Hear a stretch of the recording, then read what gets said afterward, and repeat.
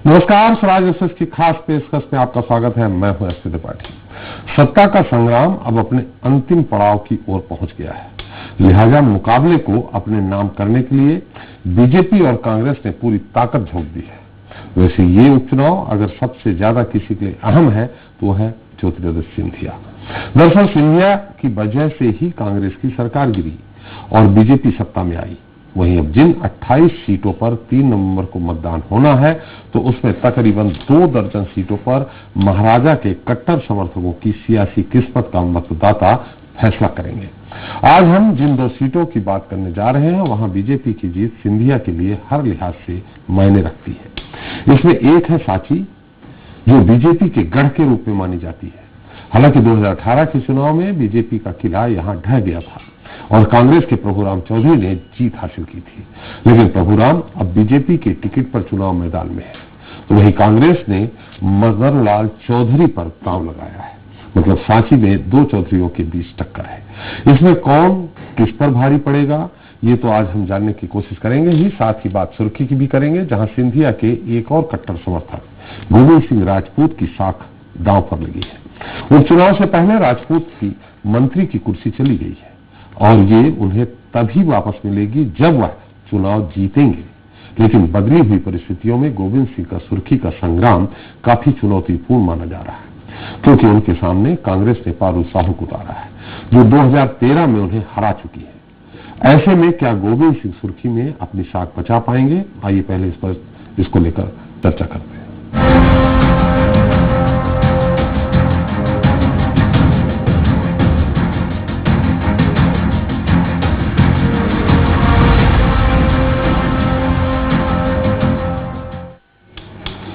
तो सुर्खी विधानसभा सीट पर उपचुनाव की जंग दिलचस्प हो गई है।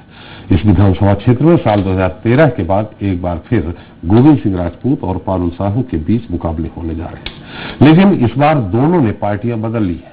2018 में कांग्रेस के टिकट पर जीतकर विधायक बने गोविंद सिंह राजपूत इस बार भाजपा के टिकट पर मैदान में है। वहीं पारुल साहू कांग्रेस से अपनी सियासी किस्मत आजमा रही है। पिछले 5 चुनाव को देखें तो सुर्खी में गोविंद सिंह राजपूत की स्थिति काफी मजबूत है, लेकिन इस बार बदली परिस्थितियों में समीकरण भी बदले होंगे। चलिए सुर्खी की साख पर विस्तार से बात करें, उसके पहले देख लेते हैं एक रिपोर्ट।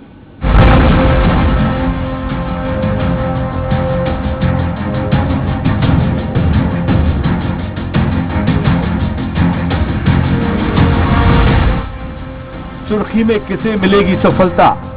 बीजेपी के गोविंद सिंह राजपूत जीतकर फिर बनेंगे मंत्री या कांग्रेस की पारुल साहू भरेंगी जीत की हुंका?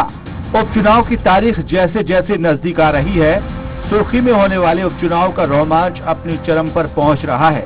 यहां गोविंद सिंह राजपूत को अपने साथ ही महाराज की साख बचाने के लिए जीत से कम कुछ नहीं चाहिए। ऐसे में बीजेपी ने पूरी ताकत झोंक दी है। दूसरी ओर पारुल साहू की कामयाबी के लिए कांग्रेस भी कोई कसर नहीं छोड़ रही है। ऐसे में सुर्खी सीट का संग्राम दिलचस्प होता नजर आ रहा है। इस सीट के सियासी इतिहास को देखें तो यहाँ गोविंद सिंह राजपूत को 3 बार सफलता मिली है। हालांकि तब वो कांग्रेस का चेहरा थे। 2003 में गोविंद सिंह राजपूत ने बीजेपी के भूपेंद्र सिंह को 13,800 से ज्यादा मतों के अंतर से हराया था, जबकि 2008 में गोविंद सिंह राजपूत ने बीजेपी के राजेंद्र सिंह को 12,400 के करीब वोटों से हराया। हालांकि 2013 में कांग्रेस के गोविंद राजपूत को बीजेपी प्रत्याशी पारुल साहू से हार का सामना करना पड़ा। दोनों प्रत्याशियों के बीच हार जीत का अंतर महज 141 मतों का था। वहीं 2018 के रण में कांग्रेस की ओर से चुनाव लड़ते हुए गोविंद सिंह राजपूत ने बीजेपी के सुधीर यादव को 21,000 से भी ज्यादा मतों के अंतर से मात दी थी। लगभग 2 लाख मतदाताओं वाली सीट के जातीय समीकरण को देखें तो यहां अनुसूचित जाति के मतदाता बड़ी संख्या में हैं। साथ ही राजपूत, दांगी, पटेल और कुम्मी वोटर भी निर्णायक होते हैं। हालांकि ये और बात है कि पिछले कुछ चुनाव में जातिगत समीकरणों का उतना ज्यादा असर नहीं रहा, जितना कि प्रत्याशियों का बाहुबली और धनपति होना मायने रखता है। इस विधानसभा क्षेत्र की बड़ी समस्याओं पर नजर डालें तो जैसी नगर बिलहरा में पानी की समस्या है। जैसी नगर को नगर पंचायत बनाने के साथ ही सुर्खी और बिलहरा में महाविद्यालय की मांग पूरी नहीं हुई है। उद्योगों का अभाव होने पर रोजगार के पर्याप्त साधन नहीं है, कृषि के लिए संसाधनों की कमी है, स्वास्थ्य सेवाओं के साथ ही शिक्षा के क्षेत्र में कोई खास सुधार नहीं हुआ। अब ऐसे में सुर्खी का संग्राम कौन जीतेगा, ये देखना दिलचस्प रहेगा। Bureau report, Swaraj express. तो सुर्खी की साख पर बात करने के लिए हमारे साथ स्टूडियो मौजूद हैं वरिष्ठ पत्रकार के साइनी जी हैं। साइनी जी, आपका बहुत स्वागत है। हमारे ब्यूरो चीफ हैं निर्मल सिंह हमारे साथ। सुर्खी से हमारे संवाददाता ब्रिजेंद्र सिंह रायकवार जुड़ गए हैं और सागर के हमारे ब्यूरो हेड अजय दुबे जी भी हमारे साथ बने हैं। साथ ही फोन पर हम बात करेंगे बीजेपी कांग्रेस के प्रत्याशी और क्षेत्रीय नेताओं से भी। सबसे पहले रायकवार जी, आपके पास। ब्रिजेंद्र जी, क्या स्थिति है सुर्खी में? साहू बनाम राजपूत, कितना दल बदल का मुद्दा जितना पहले प्रभावी था, क्या अभी भी प्रभावी है, अब ये डाइल्यूट हो गया है? सर, सुर्खी में देखा जाए तो दोनों प्रत्याशी दल बदल कर आए हैं, तो दल बदल का मुद्दा यहाँ पर प्रभावी नहीं है और यहाँ की जनता पहली बार खामोश दिख रही है और जनता की खामोशी कहीं ना कहीं दोनों प्रत्याशियों को चिंता में डाल दिया है। जनता कुछ नहीं कह रही है, बिल्कुल पूरी तरह से खामोश है, क्योंकि जो यहाँ के स्थानीय मुद्दे थे, सबसे बड़ा जल संकट, उसके बाद शिक्षा की बात करें और रोजगार की बात करें, पूरी विधानसभा में देखा जाए तो एकमात्र सरकारी कॉलेज है, 2 लाख मतदाता है, 2 लाख से ज्यादा मतदाता एक कॉलेज है। यहाँ के जो स्टूडेंट है वो बाहर पढ़ने जाते हैं, जिला मुख्यालय जाना पड़ता है। तो युवा वर्ग काफी नाराज है दोनों प्रत्याशियों से, क्योंकि पारुल साहू ने भी यहाँ पर 5 साल विधायक रहे और गोविंद सिंह राजपूत भी 10 साल विधायक रहे और तीसरी बार 15 महीने का उनका कार्यकाल रहा। तो युवा वर्ग खासा नाराज है और यही नाराजगी कहीं ना कहीं दोनों प्रत्याशियों को परेशानी में डाले हुए हैं और कांटे की टक्कर इस बार बताई जा रही है। अब दोनों प्रत्याशियों को परेशानी में डाले हैं, तो तीसरा कौन प्रत्याशी है जिसको पब्लिक वोट दे देगी? दोनों से ही किसी को चुनेगी ना? जी जी जी, जो दोनों पे एक तीसरा प्रत्याशी जो बहुजन समाज पार्टी से है, गोपाल अहिरवार, उनका कुछ खास प्रभाव नहीं दिख रहा, ना ही वो प्रचार पर कर रहे हैं। तो कहीं ना कहीं अगर लोगों को वोट देना मतदाता को, दोनों प्रत्याशियों में से किसी एक को देंगे तो इसमें देखेंगे कि किस प्रत्याशी ने ज्यादा विकास कार्य किए। पारुल साहू की बात करें तो वो विकास के मुद्दे पर वोट मांग रही है, लोगों के बीच जा रही है, कह रही हमारे 5 साल के कार्यकाल में इतने कार्य किए हैं जो 30 से 35 साल के पहले नहीं हुए। हालांकि पारुल साहू के समय बड़ी यहाँ पर योजनाएं आई, तहसील का दर्जा मिला जयसिंहनगर को और सिंचाई परियोजना भी लेके आई, मगर गोविंद सिंह राजपूत का कहना है ये तो सब भाजपा की देन थी, भाजपा सरकार थी, शिवराज सरकार की देन थी, इन्होंने कुछ नहीं किया और इस क्षेत्र में 5 साल नहीं दिखाई दी। इस तरह की बात दोनों गोविंद सिंह पारुल साहू के खिलाफ कह रहे हैं और पारुल साहू गोविंद सिंह राजपूत पर वो लगा रहे कि ये 10 साल रहे, इन्होंने कुछ बड़े काम नहीं किए। चलिए, बहुत बहुत धन्यवाद आपका ब्रिजेंद्र जी। हमारे साथ अजय दुबे जी हैं, हमारे ब्यूरो चीफ हैं सागर के। अजय जी, आपने भी नजदीक से चुनाव को देखा है। जैसा कि पूरे प्रदेश में 28 के 28 सीटों पे दल बदल का मुद्दा शुरू में बहुत हावी दिख रहा था, लेकिन जैसे कि अब खबरें आ रही है थोड़ा सा वो डाइल्यूट हो गया है। क्या वहां भी है? हालांकि पारुल साहू के चलते सरकार नहीं गिरी है। अगर दल बदल का मुद्दा मतदाताओं के मन में इस बात को लेकर था कि सरकार गिरा दी, मैंने आपको 5 साल के लिए चुना तो आप 15 महीने में वापस आ गए, ये पारुल साहू के साथ नहीं है, क्योंकि वो घर बैठी हुई थी, वो विधायक नहीं थी। तो ऐसा शुरू में माना जा रहा था कि गोविंद सिंह राजपूत के खिलाफ दल बदल का मुद्दा पब्लिक के बीच में है। हालांकि दल पारुल साहू ने भी बदला है। आपने क्या आकलन किया? त्रिपाठी जी, आप बिल्कुल सही बोल रहे हैं। दल बदल की जो बात अगर की जाए तो वो पारुल की अपेक्षा गोविंद राजपूत पर ज्यादा असर कर रहा है, लेकिन अगर देखा जाए व्यक्तिगत लोगों से जुड़ाव की, तो राजपूत परिवार लगातार पिछले 20 साल से चुनाव लड़ रहा है, 3 चुनाव जीते हैं, 2 चुनाव हारे हैं, लेकिन जनता के बीच में लगातार बने रहे, तो उनका सीधा संपर्क जनता की क्षेत्र से है। जबकि पिछला चुनाव पारुल साहू जीती थी तो वो एक भाजपा की लहर थी, एक महिला का चेहरा था और ऐसे कई कारण थे जिसके कारण से बहुत छोटी सी जीत दर्ज, मतलब छोटे अंतर से जीत दर्ज की थी। लेकिन अब की बात की जाए तो जैसा कि हमारे जयसिंहनगर के संवाददाता ने बताया कि जनता खामोश है और बिल्कुल अगर कैमरे के बाहर बात की जाए तो आदमी कुछ नहीं बोल रहा है। हाँ। तो इस खामोशी को आपने पकड़ा होगा ना, नब्ज को, खामोशी की जो नब्ज है उसको आपने पकड़ा होगा। वो नब्ज किधर जाती दिख रही है? नब्ज अभी अगर देखें तो आदमी दबी जवान से भारतीय जनता पार्टी के साथ जाने की बात कर रहा है, लेकिन खुल के आदमी नहीं बोल रहा है। अगर देखें त्रिपाठी जी, बैनर पोस्टर की लड़ाई में तो भारतीय जनता पार्टी 90% क्षेत्र में पूरा का पूरा बैनर, पोस्टर, होर्डिंग और वॉल पेंटिंग में कांग्रेस कहीं भी नहीं दिख रही है इस मामले में। लेकिन संशय की बात यह आती है कि आदमी खुल के, कार्यकर्ता भारतीय जनता पार्टी के पास है। 267 पोलिंग में हर पोलिंग पे 10-10 लोगों की उनकी टीम तैनात हो गई है, लोगों से जाके संपर्क कर रहे हैं। वहीं कांग्रेस के पास ना कोई कार्यकर्ता है, ना उनकी बूथ लेवल पे कोई अभी तैयारी है। हमारी जो कार्यकारी अध्यक्ष हैं सुरेंद्र साहू ने उनसे इस संबंध में बात की, तो एक्चुअली में अगर देखा जाए त्रिपाठी जी, तो संगठन में और प्रत्याशी में कहीं तालमेल की कमी नजर आ रही है। और जबकि अगर भारतीय जनता पार्टी में देखा जाए तो अभी भूपेंद्र सिंह ने पिछले 3 दिन से जो सक्रियता बढ़ाई है, उससे बहुत कुछ माहौल भारतीय जनता पार्टी के फेवर में जाता दिखाई दे रहा है। अजय जी, आप हमारे साथ सुरेंद्र चौधरी जी जुड़ गए हैं, कांग्रेस के पूर्व मंत्री हैं। सुरेंद्र चौधरी जी, आपका बहुत बहुत स्वागत है हमारे इस खास कार्यक्रम सत्ता के संग्राम में। धन्यवाद। सुरेंद्र जी, जैसा कि खबरें आ रही है, पहले खबरें यह थी कि बहुत दल बदल का मुद्दा गोविंद सिंह राजपूत जी के खिलाफ जा सकता है, लेकिन अब धीरे धीरे यह डाइल्यूट होता चला गया और डाइल्यूट हो गया। अब पारुल साहू और गोविंद राजपूत यानी बीजेपी और कांग्रेस के बीच में सीधी लड़ाई है, जिसमें जैसा कि अभी हमारे ब्यूरो चीफ अजय दुबे जी ने बताया कि बैनर पोस्टर से लेके कार्यकर्ताओं के बूथ लेवल तक कार्यकर्ताओं का सब कुछ गोविंद जी राजपूत जी का सब कुछ व्यवस्थित है, लेकिन पारुल साहू जी के साथ कोई कार्यकर्ता तक नहीं है। क्या कहेंगे आप? देखिए, ये सरकार चुनाव लड़ रही है जी। तो सरकार चुनाव लड़ती है तो धनबल, बाहुबल और सारे की सारे शस्त्र अस्त्र का प्रयोग करती है। जिन लोगों ने लोकतंत्र के मूल्यों को बेच दिया, लोकतंत्र के मूल्य जब सुरक्षित नहीं रहे, तो अब उसी के लिए जनता खुद लड़ने को खड़ी हो गई। और ये अभी हम तय नहीं कर सकते कि जनता ने ये कर दिया है कि अब सब कुछ उनके द्वारा जो प्रायोजित बातचीत अभी हो रही है, ये सही नहीं है। जमीनी सच्चाई ये है।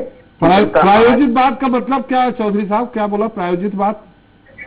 ये जो कहा जा रहा है कि जनता ने मन बना लिया है, जनता एक तरफा कर रही है, सारे लोग गोविंद सिंह जी के पक्ष में चले गए हैं, तो ये जनता के सवाल जनता पे छोड़िएगा साहब, जनता ही तय करेगी। 3 नवंबर तक का उनको अवसर दीजिएगा।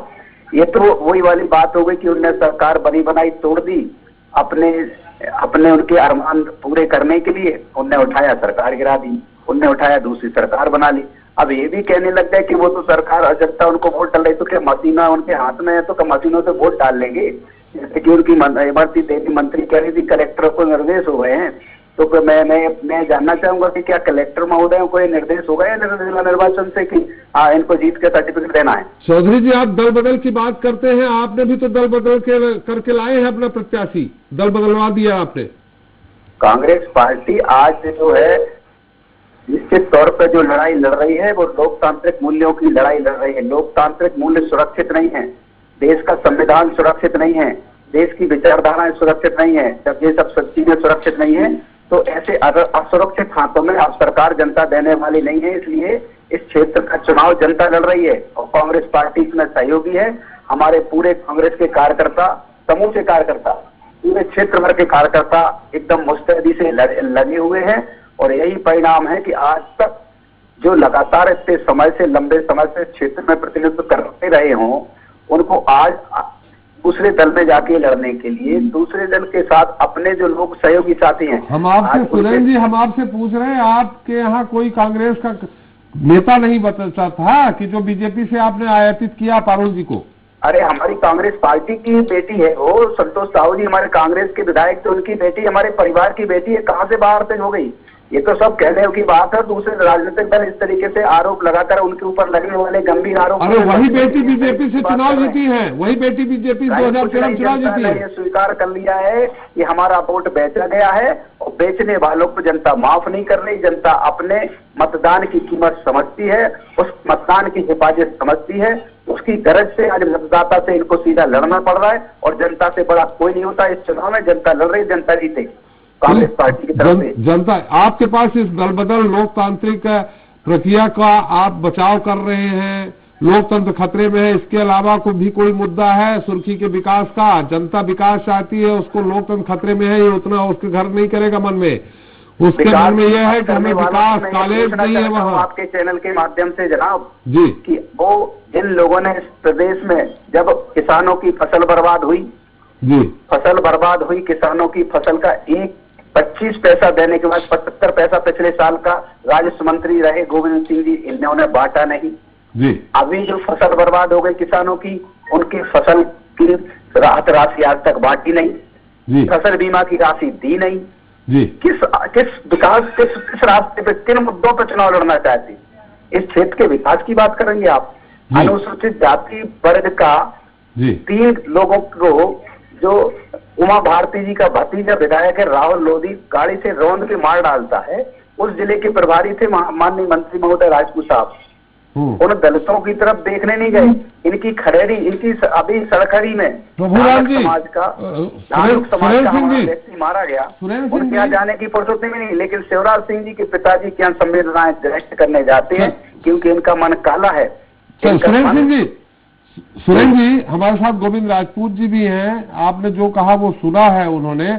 गोविंद जी, मैं एसपी त्रिपाठी बोल रहा हूँ स्वराज एक्सप्रेस न्यूज चैनल से, आपका बहुत बहुत स्वागत है। गोविंद जी, मेरी आवाज सुनाई पड़ रही है? हाँ, आ रही, बताइए जी। गोविंद जी, अभी हमारे साथ सुरेंद्र चौधरी जी भी हैं। उनका कहना है सिर्फ एक बड़ा मुद्दा है दल बदल का। मैंने उनसे सवाल भी किया कि दल बदल तो पारुल साहू जी ने भी किया है, लेकिन उनका कहना है कि सरकार आपने गिराई, इसलिए दल बदल का मुद्दा आपके ऊपर हावी है। आपने 15 महीने जो भी फसल किसानों की बर्बाद हुई, आप राजस्व मंत्री थे, आपने उनको मुआवजा नहीं दिलवाया। इस तरह की कई बातें उन्होंने कही है। क्या कहेंगे गोविंद जी आप? इन सब फालतू बातों का जवाब हम देना नहीं चाहते जी। कांग्रेस ने पिछले 16 महीनों में जो दुर्गति मध्य प्रदेश की है जी, ये जनता के सामने है। जी, कांग्रेस के नेता बहुत बड़े बोलेपन से बोलते हैं, जनता उनका जवाब देगी। जी, भारतीय जनता पार्टी में मैं 5 महीने से आया हूँ। 5 महीने में सुर्खी विधानसभा क्षेत्र में 500 करोड़ के काम न केवल स्वीकृत हुए, जी, बल्कि भूमि पूजन शुरू हो चुके हैं, काम लगने वाले हैं, जी, और काम दिख रहे हैं। जिला सिंचाई परियोजना 200 करोड़, जैसी नगर में कॉलेज, कई स्टेडियम, कई नल योजना करोड़ों की, 100 करोड़ रुपए बिल्कुल मुझे को मिला है नल योजनाओं के लिए। तो बहुत सारे काम हो रहा है। और सबसे अच्छी बात यह है कि जनता ये समझ रही है कि मध्य प्रदेश में भाजपा की सरकार है, केंद्र में भाजपा की सरकार है, और सुर्खी में भाजपा का प्रत्याशी हूँ। इसलिए अब एक लाइन रहेगी तो विकास की गति जो है बढ़ेगी, रफ्तार चलेगी। जनता को अपेक्षा और उम्मीद है।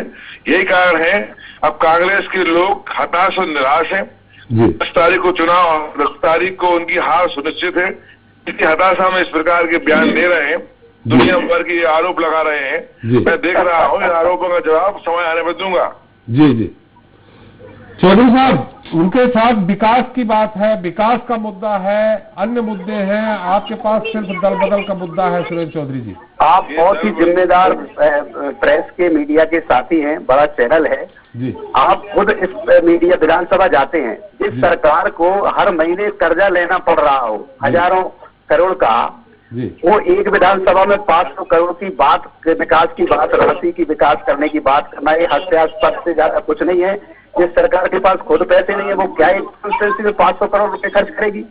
इससे बड़ा और कोई मजाक हो नहीं सकता। ये सिर्फ चुनावी स्टंट है, चुनावी फायदा लेने के लिए इस तरीके के भूमि पूजन करके और लंबी चौड़ी घोषणाएं करके। शिवराज सिंह जी की आदत है लंबी चौड़ी घोषणाएं करने की।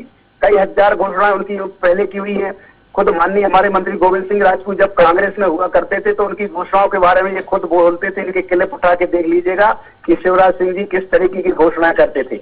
आज ये उनके भूमि पूजन कराकर खुश हो रहे हैं, खुश हो, कोई दिक्कत नहीं, लेकिन जनता नाखुश है। इस बात को वो मानेंगे 3 नवंबर।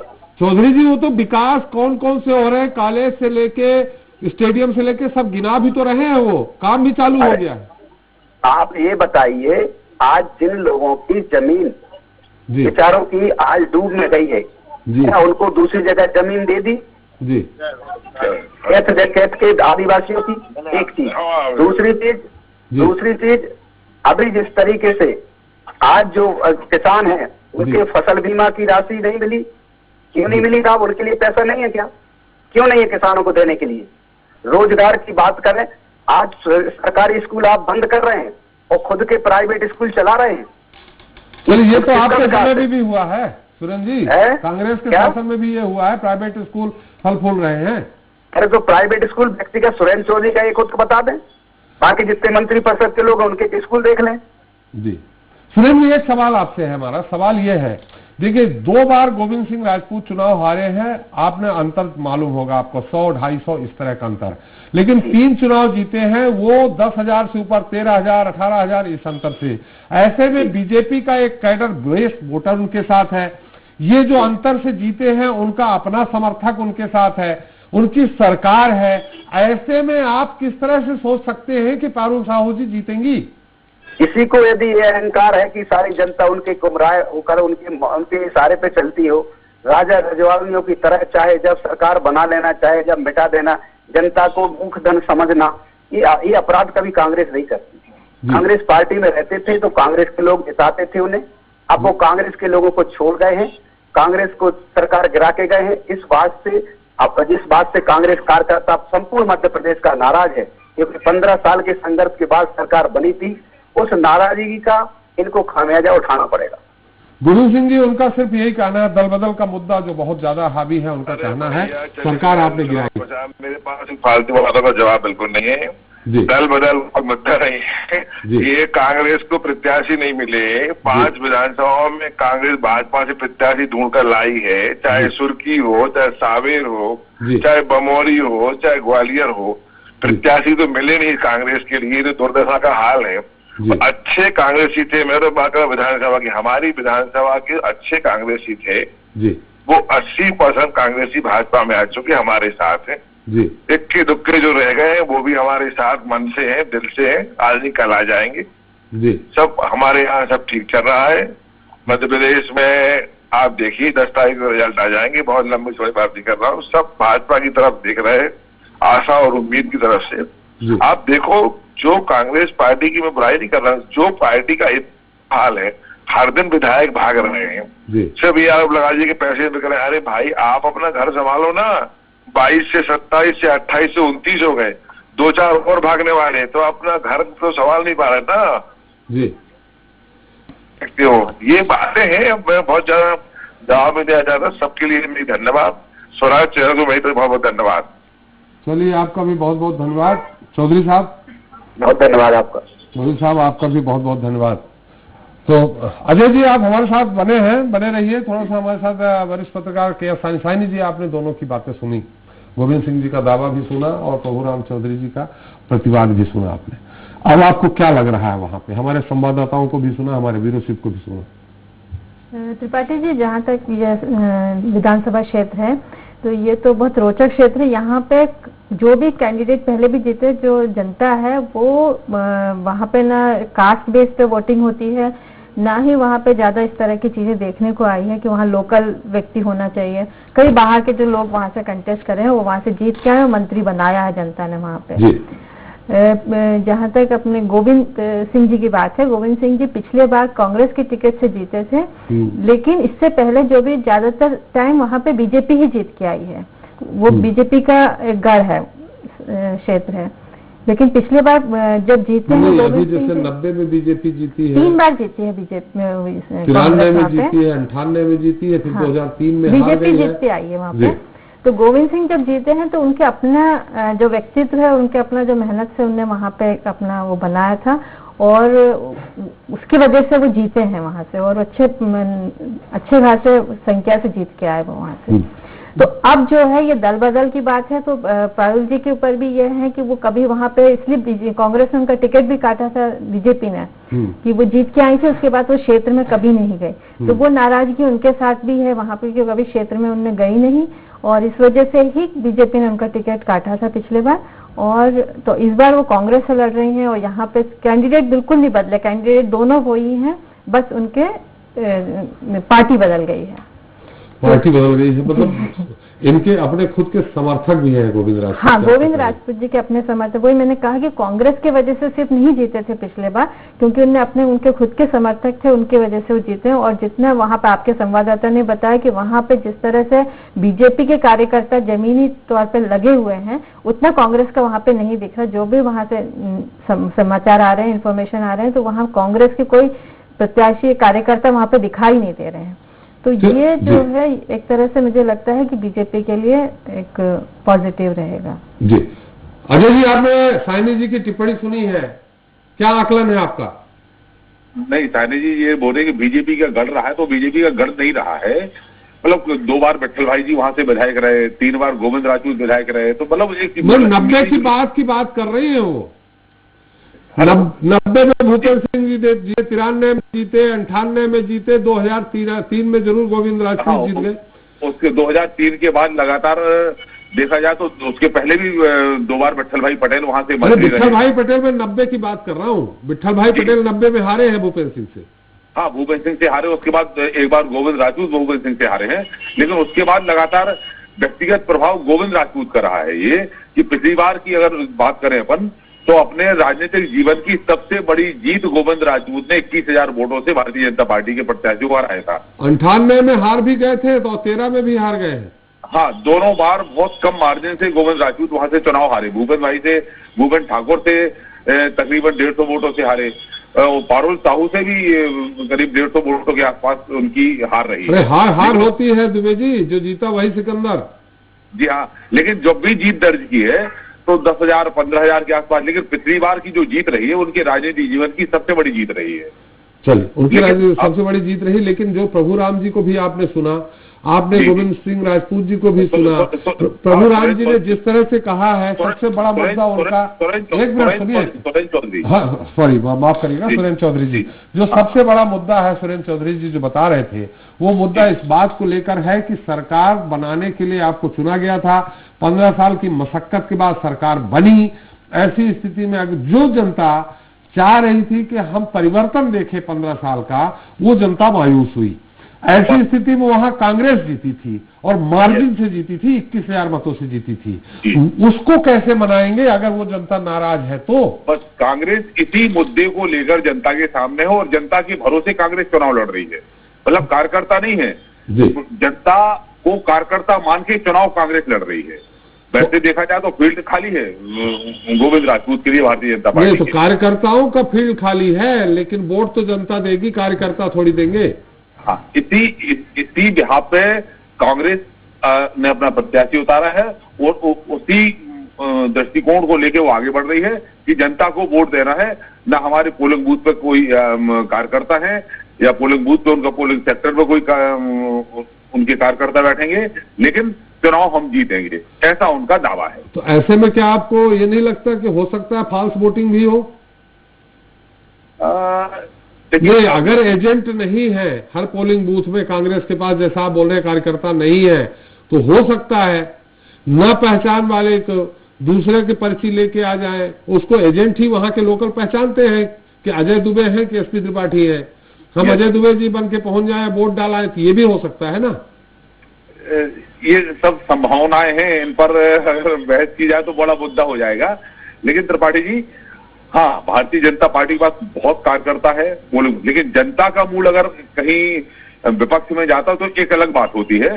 लेकिन अगर बात करें कार्यकर्ताओं पे या टीम की बात करें तो भारतीय जनता पार्टी बहुत आगे है।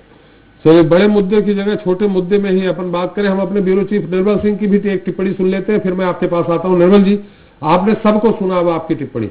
देखिए, जनता का भरोसा कांग्रेस जो है ये कोई नई बात नहीं है। 2018 के चुनाव में भी आपको याद होगा कि कमलनाथ का यह कहना था कि हमारा चुनाव जनता लड़ रही है, जनता वर्सेस बीजेपी है। और अगर आज कांग्रेस के पास वहां कार्यकर्ता नहीं है तो कोई नई बात नहीं। आज भी कमलनाथ ये कह रहे हैं कि हमारा चुनाव जो है जनता लड़ रही है।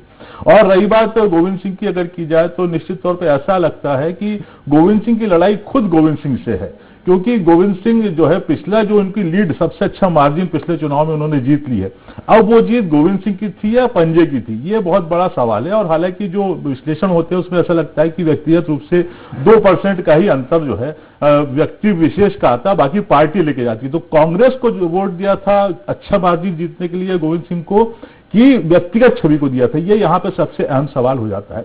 दूसरा, दल बदल का मुद्दा अगर गौण हो गया तो विकास का मुद्दा बहुत बड़ा है, और जो वहां की बदहाली है क्षेत्र की सुर्खी की, वो बहुत बड़ा है। और दल बदल भले ही एक बार गौण हो जाए, लेकिन जो जनता है, जो जनता विकास को तरस रही है, वो जरूर इसमें जो है कहीं ना कहीं, जैसा कि अभी बता रहे थे हमारे अजय दुबे की जनता साइलेंट है, कुछ बोल नहीं रही। तो यही सबसे बड़ा रहस्य है। और यकीनन जो है गोविंद सिंह को कहीं ना कहीं जो उनकी, अभी उन्होंने खुद बोला कि 80% कार्यकर्ता उनके कांग्रेस के साथ जा चुके हैं, तो इस फौज में से कितने उनके साथ हैं और कितने उनके भीतर घाती हैं, ये भी एक बहुत बड़ा सवाल गोविंद सिंह के लिए है। तो जाहिर सी बात है कि गोविंद सिंह की लड़ाई पारुल साहू से कम है, खुद से ज्यादा है।